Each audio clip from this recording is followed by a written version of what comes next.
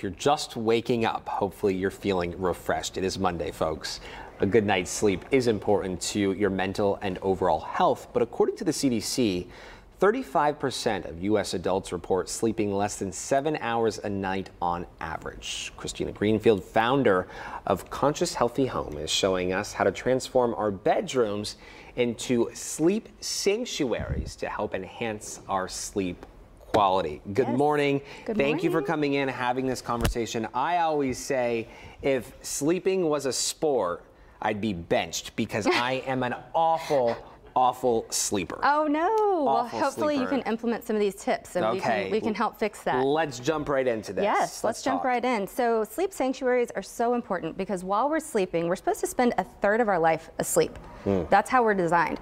But while we're sleeping, our bodies are repairing, rejuvenating, they're getting ready for the next day, they're getting rid of the toxicity that we've experienced throughout the day. So what I say to create a sleep sanctuary, first, you need to kiss. You need to just keep it super simple. There you go. I like that. Yes. And so first we're going to start with our choices of textiles. Yes. Okay. So linen is an excellent choice because linen actually does not attract dust. And we know that dust contains allergens, bacteria, mold spores, skin cells, nasty stuff. So we don't want anything that's retaining dust. So linen is an excellent choice for your bedding. So is cotton, 100% cotton. Wool is another great choice. Anything that's a natural fiber as opposed to a synthetic fiber is going to be a better choice. Synthetics retain dust. You want to try to repel dust. So yeah. That's good to keep in mind. Absolutely. I was reading over the weekend this article that came out. It was published in one of the papers. I can't remember if it was Times or Post, one of them. But it was talking about people who go to sleep with wet hair are more likely to develop the growth of fungi on their pillows. That makes sense. Disgusting. Yeah, that's not good. Then you're breathing that in. Yeah. No. Mold and nobody wants that. Not good. Dry your hair. Yes. Just opt for linen. Another good choice in the bedroom is selecting a wood bed frame instead of metal. So it absorbs? So wood is actually less conductive. Metal is a very conductive source. And that leads us right into step 2, which is eliminating or turning off your electronics in your bedroom. So our bodies are made of water and minerals, which makes us like little tuning forks. Yes. You know, we're very conductive as individuals.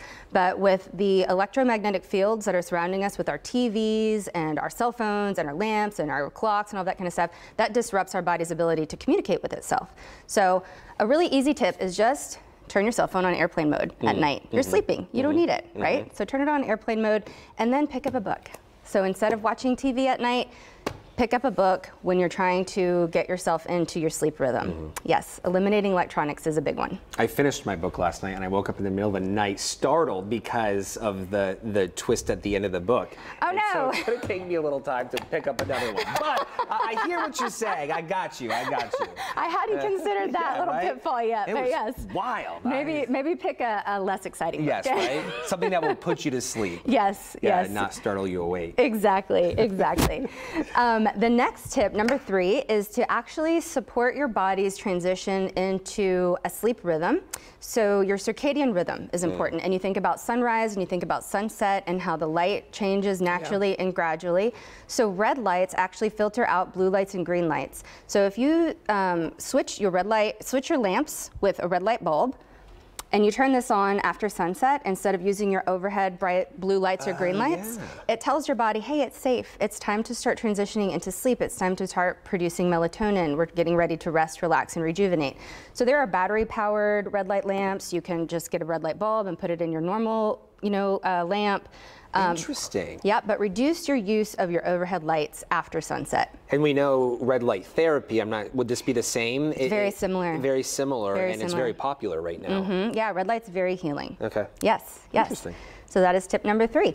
And then tip number 4, monitor and filter your air quality.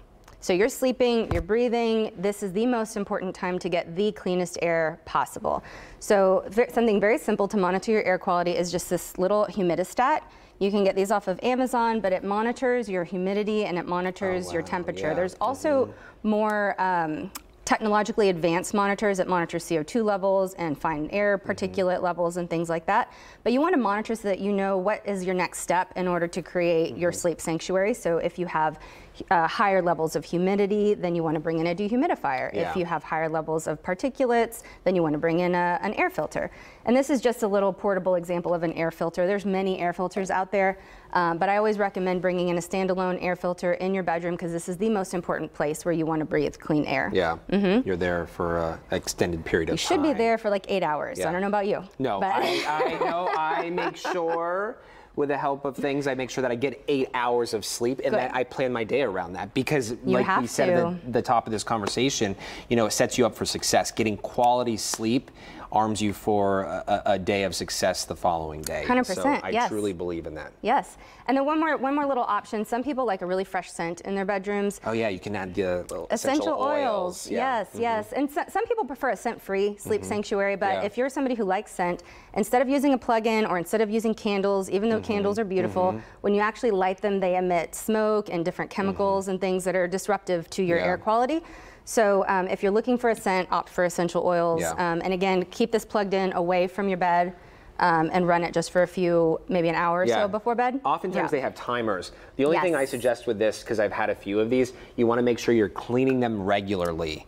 They can get filled with like slime and gunk, and you don't want to be breathing that stuff in. So excellent tip. Just make sure you have those clean. But really great suggestions. I like this. I'm especially interested in trying this and this right here. Yes. These are the two things I need to gravitate toward. Absolutely. Well, I have all kinds of information with specific products and things that I like to use on my website and on my blog, so go check it out.